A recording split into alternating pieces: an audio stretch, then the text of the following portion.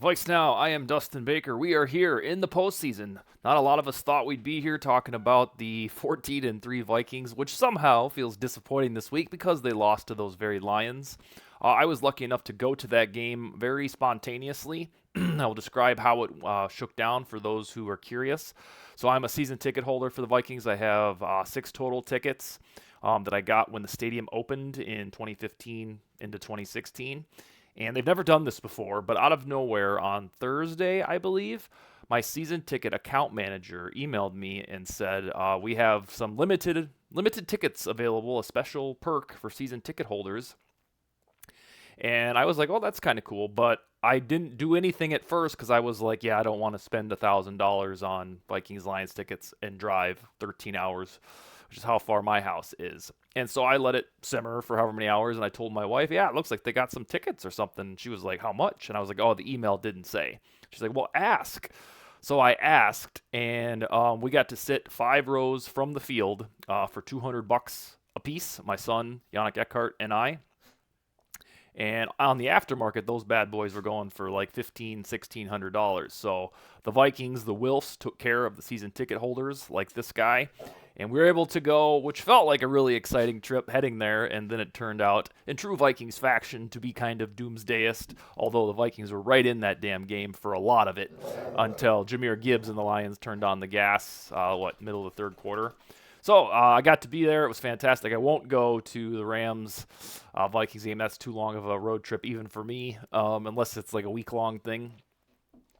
But guess what? I'm here to talk about the Vikings Rams. The Vikings lost this team in what was that? Week 8. And Christian Darrisaw got hurt that game. The Vikings lost 30-20. It was the missed face mask game for Sam Darnold. And in fact, from that moment until the moment the Vikings lost at Ford Field, they had won every single game after the missed face mask. So I had a lot of time to deliberate and brood over the Vikings loss driving back from Detroit to South Dakota, 13 hours. And so here's what I've come up with on why you should remain positive about Vikings Rams in a week that doesn't feel overwhelmingly positive because they laid a stinker in the most important regular season game, certainly in Vikings history, maybe in NFL history considering the stakes. So, as always, I will rank these, counting down to, I think, the most decisive or important factor as to why you can stay positive about the wild card weekend. All right, the first one at the bottom of my list, although it's ultra important, is the offensive line for the Los Angeles Rams. According to PFF, it ranks third worst in the NFL. Now, you might say, "Hey, you son of a bitch, these Vikings could not get pressure on Matthew Stafford last time," and that was correct. I actually went to that game too in October, and when I was leaving SoFi Stadium, my first time there, I thought of all the things I considered about Vikings Rams. I never considered that the defensive front couldn't get pressure on that offensive line. Of course, that happened, and they lost. But I don't think that's repeatable. That's one of my things I've been banking on is the Rams' offensive line is not gangbuster. It's kind of like the Vikings of years past, where it does a good job plowing running lanes for Kyron Williams and Blake Corum before he got hurt. But it is not renowned for fabulous pass blocking. In fact, go pull up the offensive line and let me know if you know who those guys are. They're not big names. You don't need big names to be a good offensive line, but you'd think you'd at least hear of a few of them. But this offensive line is gettable. And it should have been gettable way back in Week 9, but it wasn't for that game. And we just saw against the Lions, who have the league's best offensive line, that for about 3 quarters, Andrew Van Ginkel, Jonathan Grenard did the thing. They flustered Jared Goff. It just didn't translate into offensive points when Sam Darnold and friends got on the field. So let it be known that unless they have another mind-boggling bang-up game, the Rams offensive line, that is, it's not a very solid group, and you have 2 Pro Bowl edge rushers and Andrew Van Ginkel, Jonathan Grenard. Oh, by the way, Dallas Turner, Patrick Jones might be back. They should be able to get to Matthew Stafford. That's number 5. Number 4 is similar, but it's also the notion that Matthew Stafford is old like me. I'm probably 3 years older, 4 years older than him, but he's not very mobile. Now, mobile quarterbacks do not give this version of Vikings fits like they did during the Zimmer era. However, there's a reasonable expectation that the Vikings defensive line, outside linebackers, will be able to get pressure, and Stafford will not be able to escape it. He's just going to have to hope that he can go through his reads quick enough and get the ball out. Now, he probably can because he's Matthew Stafford. But a lot of times, if you look around the landscape of the NFL of teams that are in the postseason, you'd see quarterbacks that have escapability. Well, the Rams don't have that. Stafford, once upon a time, was decent as it, but he's about as pure of a pocket passer as there is these days. So it should give you solace in knowing, although Stafford is prime for this moment, he's already won a Super Bowl 3 years ago. We're not going up against a Mahomesian Joe Burrow escape artist. It's Stafford who pretty much just cooks in the pocket. And for a team with a very good pass rush in the Vikings, that can be profitable. And they should be able to knock Stafford on the ground, unlike they did last time. So the offensive line per PFF, that metric, is a bottom 5, bottom 3 unit. And this defensive line should be able to get to him. And then when they do, he is not a guy at this stage in his career known for dancing away from those types of quarterback hits or sacks. So we should have an incumbent advantage built in there. Number 3 is the Kevin O'Connell, Sean McVay angle. So Kevin O'Connell, you might recall, was plucked by these Vikings from those Rams in the 2022 offseason. It was the great wave of change. Mike Zimmer, Rick Spielman were cleaned out about 3 years ago today, getting pretty close to that. And they were replaced with Kwesi Adofo-Mensah and Kevin O'Connell. Well, Kevin O'Connell had just won a Super Bowl with those Rams, and in fact, because of that prestige, that's why he was hired by the Vikings, a young offensive thinker, unlike Zimmer, who was old and defensive. And here we are 3 years later in a rather important playoff game because you really want to see this Vikings season at least have one playoff win. And he's going to be playing he's going to be coaching against his old employer and friend, Sean McVay. So in the first meeting of these two dudes in week 8, McVay won the battle. And so I think it's time for O'Connell to pay him back. I know they're very similar and like-minded in terms of how they coach and their play calling. And this seems like a series that's destined to be nip-tuck, back and forth. However many times these guys coach against each other, I don't think that Sean McVay will have the special sauce to dominate O'Connell. And I believe that works in O'Connell's favor this weekend. He has a chip on his shoulder going back to the team that employed him for, 2 seasons as offensive coordinator. These coaches know each other. That's an advantage either way you want to look at it. And because it's already advantage McVay, I think Kevin O'Connell, who has a pretty damn good football team, will be due to even the score at 1-1. And what better time to do that than this postseason, the wild card round? Because if they win, then you'd be heading off to Philadelphia or hoping, close your ears, for the Packers to win and the Commanders to win, because then there's a chance you host a home playoff game in the divisional round, which would be quite wild considering where we're at right now in the downtrodden ways of losing to Detroit. So, although you have the teacher and student angle, and sometimes that favors in life the teacher, I like O'Connell's chances going up against his friend, an old employer, and his old team, the one he won a championship with. It's kind of poetic that he gets to face them in his second playoff game. And in fact, O'Connell said, incidentally, about losing to Detroit, one of the first things he said on the microphone was, hey, in that 2021 season, we had a chance to get home field advantage, and we lost in week 17? It might have been week 18 at that time.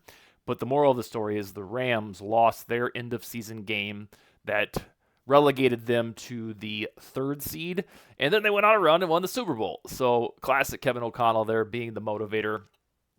I digress. All right, number 2, and this one I think is safe to say out loud that based on this season, the Vikings are flat out the more complete team than the Rams. And if you need any evidence of this, go look at the wins and loss standings. The Rams ended up, 10-7, and the Vikings are 14-3. Again, somehow that feels disappointing this week because they lost to the Lions. But at the end of the day, the Rams, they rank 17th in overall team DVOA. And we know all about DVOA because you'll recall during the 2022 season, Kevin O'Connell's first. On that bitch, the Vikings ranked 27th the whole season, and I checked just for the hell of it a couple weeks ago, and they actually adjusted the DVOA, and it took the Vikings down to number 28. in 2022. Somehow that team won 13 games. So DVOA is, over the years, relatively trustworthy. And right now, the Rams are considered a middle-of-the-road team. 17th in DVOA, made the postseason, won the division. Good for them. And then offense, it's more of an offense enterprise right now. I think they're still working on accruing talent on the defense after their quasi-rebuild following that Super Bowl in 2021. The offense ranks 10th for DVOA, so there shall be points. And the defense is 26th. It's a bunch of guys you probably don't know yet, but over the years you'll start to learn their names because they're kind of anonymous late-round draft picks, besides Jared First, who is a baller. And then they rank, 23rd in PFF per defensive pass coverage. So if that metric holds, Jordan Addison and Justin Jefferson should be able to feast. They don't have a dude to put on, or two dudes to put on Addison and Jefferson. So I like the matchups in the secondary, and then I'll revert back to the poor pass protection that the Rams offensive line usually has. Maybe not against the Vikings, 2 months ago, but on the whole, it is not very good, so that should favor the Vikings. And it's just that the Vikings are a more balanced team. We didn't think that necessarily going into September, but the way that they have performed week in and week out, outside of 2 losses to the Lions and the Rams, there's a little paranoia there that the only 2 losses the Vikings had before this win streak were to the Lions and Rams, and then here we are playing the Lions and Rams again. But no, the Vikings, in my mind, are the more complete team. Every step of the way that they've battled a little bit of adversity, they've bounced back. When they lost to the Lions and Rams, they went on a 9-game win streak. Even in those shitty wins against the Jaguars, when it felt gross that they found a way to win, they got hot again in December. They looked great. They were one of those teams that got hot when they needed to. So I am going to rest on my laurels and say, although I respect the Rams, hell, they beat the Bills, 3 weeks ago? Pretty convincingly. I think the Rams are gettable because the Vikings are more balanced and have played better this year flat out. I don't think they've been a lot more consistent, that's for damn sure. And then finally, here's the one that I'm really banking on, and it's the almighty silver lining from losing to the Lions. And it's this.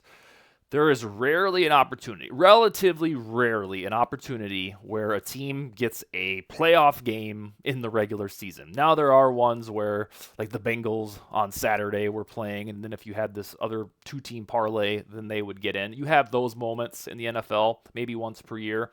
But as a franchise, it's pretty rare that you get a playoff atmosphere in the final week of the season for all the marbles, for the 1 seed, the NFC North crown. And the Vikings already endured that, went through that. And what did we see? We saw Sam Darnold with classic overthrows. They are the vintage sign of a rookie quarterback who's usually unprepared for the big moment. So here's what I like to think. Sam Darnold got that mess, those skeletons in your closet, out of the way in a game that meant a lot, but didn't disqualify them from the postseason. If the Vikings were bound to have a game where nothing clicked offensively, it's better that it happened in Week 18 than this weekend when, let's say it was all locked up. The Lions never lost. The Lions had already clinched, and that game was meaningless. Well, there's a world where you get to the postseason with Darnold, and then in a win or go home, he fires up the clunker in which he had at Detroit, and then bada bang, your season is over. Through some serendipity, the Vikings were able to have a playoff simulation or a trial that was for all the regular season marbles. Offense looked like shit. Now, we don't have to necessarily witness that in the playoffs, where if you do it again, you're going home. We already know that there is a problem to address, and that was mainly Sam Darnold. In the second half, the pass protection got pretty wicked. But I like the fact, now that I've had almost a couple days to process it, that it was a very Vikings-style debacle in a big game. And if it was because Sam Darnold, the lights were too bright, well, now he's already seen those lights. And if he can be coached, if he can, dig deep, then going to Los Angeles for a playoff game, a spot where they already played this year, all of the jitters that we watched in living color against the Lions, those can be exercised. They don't necessarily have to be back. I'll tell you this: if Darnold shows up and does the exact same shit, well, yeah, then we're gonna have a whole different show for a couple months of the offseason. In fact, I think the tide had turned after the Vikings won at Seattle and then they beat the Packers. The tide had turned in favor of fan sentiment to finding a way to keep Darnold, in my opinion, based on what I read and what I saw, what I heard from folks. And then it was kind of dialed back over the weekend when they lost to the Lions. And I'm here to report that if in theory, if Darnold fired up the exact same game that he had against the Lions but did against the Rams, I don't know if fans would want him back at all because on two ginormous stages, he would have really showed his ass. So I think that's moot because I think, will play well against the Rams. But if you care, I am on record. I have remained steadfast and consistent that I would roll with J.J. McCarthy next year no matter what. I don't care what Sam Darnold does this weekend. The only caveat I had is if they get hot and he wins the Super Bowl. But I don't really care after that what the Vikings quarterback situation is. If they win a Super Bowl, you can sign him to 5 years, $250 million for all I care. He would deserve it. I just don't think they're going to win a Super Bowl this year. So if it matters to you, I don't know how you feel about McCarthy versus Darnold. That debate is probably coming if Darnold plays well this weekend. No matter what, I would start J.J. McCarthy because he offers you affordability for the next 4 years. And I tweeted somewhat controversially a couple weeks ago that the difference in the McCarthy and Darnold debate to me, and it will sound pretentious, is I know J.J. McCarthy is going to be good. I don't have any reservations about, is he going to be a bust?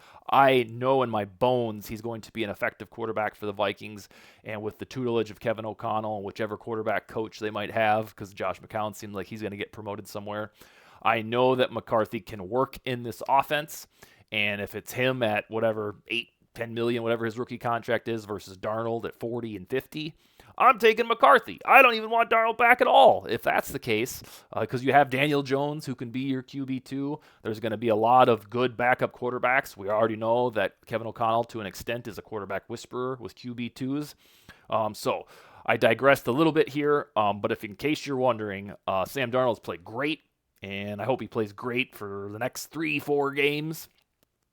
But almost no matter what, I am a J.J. McCarthy truther, and I would certainly not even remotely entertain trading him and keeping Darnold. And this was before last week as well.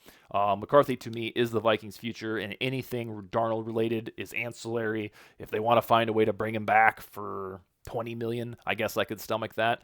But give me McCarthy because I have the utmost faith in him, and we're going to have 4 years to get this thing right and go win a Super Bowl while he's affordable. So those are the biggies for the Rams, aside from my little McCarthy rant at the end. It's the offensive line for the Rams is not good. It did play good against the Vikings 2 months ago, but on the whole, it isn't good. The Vikings' edge rushers and defensive tackles should feast. Matthew Stafford isn't too mobile, and if they do get pressure on him, he's not like the top 5 quarterbacks in the NFL who have the escapability option. You have the Kevin O'Connell, Sean McVay angle. I think it's O'Connell's turn to even up the war. I flat out think the Vikings are a better team. They're more consistent. At least they have been this season. And then we had this really unique perk that none of us really wanted, but we got. If you were guaranteed to have playoff jitters at QB1, it's better to get them out of the way in Week 18 when your ass isn't going home because you lost. And I really do think Sam Darnold will bounce back. Maybe he won't throw 4 touchdowns and 380 yards, but I think he'll be serviceable enough to win. And I'm sticking to what I've said for almost 2.5, 3 months. I think the Vikings will win their first-round playoff game, probably draw the Eagles card and go there and regrettably lose to the Eagles, who feel like they're a little bit more Super Bowl poised than the Vikings do right now. All right, we'll be back tomorrow. I think we're going to be talking with a new guest. I haven't locked that in. As always, Josh Fry will be here on Wednesday, although he's had some weeks off. That's all I got for this Tuesday edition. Skol, baby.